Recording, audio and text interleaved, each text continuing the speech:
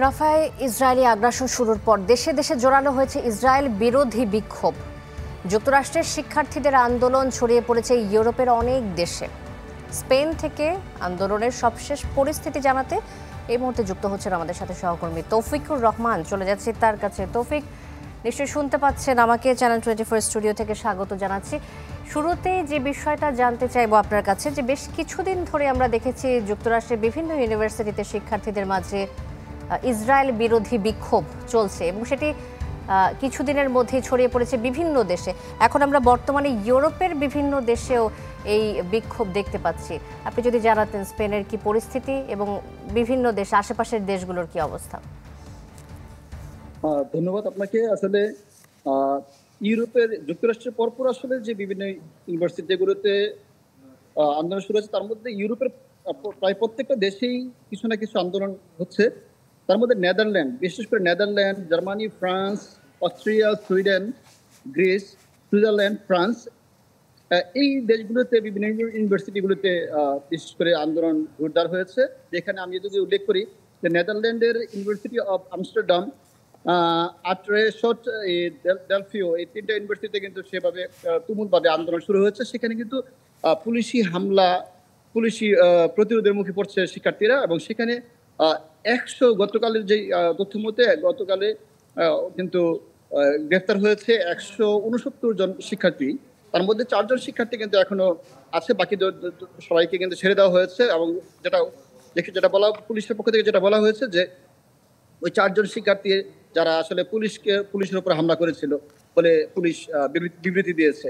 তাছাড়া আমরা যদি বলি যে জার্মানির লিপজিগের ইউনিভার্সিটি, সেখানে আসলে লেকচার হলের সামনে ব্যানার টানিয়ে শিক্ষার্থীরা আন্দোলন করেছে। সেখানে 50-60 জন শিক্ষার্থী কে আসলে গ্রেফতার করা হয়েছিল। পরে গণহত্যার প্রতিবাদে বিশ্ববিদ্যালয় দখল নামে এমন একটি ব্যানারও ওখানে টানানো হয়েছিল। 13 জনের বিরুদ্ধে আসলে মামলা হয়েছে। ফ্রান্সের সাইসেন্স পো ইউনিভার্সিটিতে সেখানে অনশন করছে শিক্ষার্থীরা এবং সেখানে পাশাপাশি ধর্মঘট চলছে।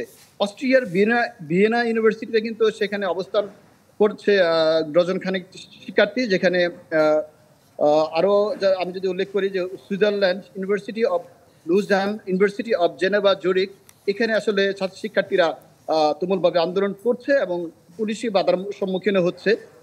যদি ওখানে কেন আসলে গ্রেফতারের কোনো তথ্য পাওয়া যায়নি। বেলজিয়ামের গেন্ট ইউনিভার্সিটি শতাধিক শিক্ষার্থী অবস্থান করছে সেখানে। আর ফিলিস্তিন এর এই আগ্রাসনের, ইসরায়েলের আগ্রাসনের বিরুদ্ধে আসলে কিন্তু আন্দোলন করছে ফিনল্যান্ড, আয়ারল্যান্ড, ডেনমার্ক। আরেকটি বিষয় তৌফিক আমি আপনার কাছে জানতে চাইবো যে বিশ্ববিদ্যালয়গুলো আসলে কি অবস্থান গ্রহণ করছে?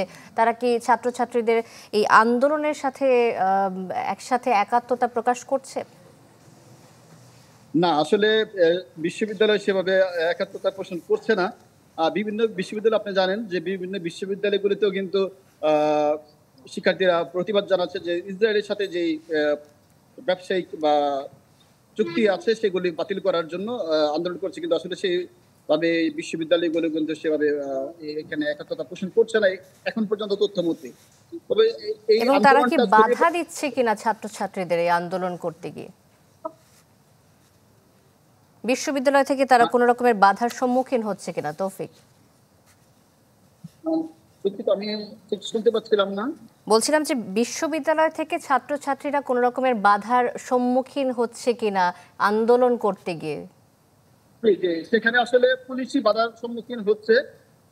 সব জায়গাতে পুলিশি বাধার সম্মুখীন হচ্ছে। সেখানে টিয়ার সেল নিক্ষেপ করে কিন্তু পুলিশ এই শিক্ষার্থীদেরকে ছত্রভঙ্গ করার চেষ্টা করছে এবং সেটা চলছে। আরো যেটা বলবো যে আমি আসলে যে এখানে নেদারল্যান্ড, বিশেষ করে সুইজারল্যান্ড, নেদারল্যান্ড, এগুলিতে কিন্তু আসলে শিক্ষার্থীদেরকে ছত্রভঙ্গ করার জন্য পুলিশি হামলা হয়েছে। পুলিশ বিভিন্নভাবে টিয়ার সেল নিক্ষেপ, লাঠিচার্জ করেছে শিক্ষার্থীদের উপরে। তৌফিক, ধন্যবাদ আপনাকে আমাদের সাথে যুক্ত হবার জন্য। তৌফিকুর রহমান স্পেন থেকে যুক্ত হয়েছিলেন আমাদের সাথে।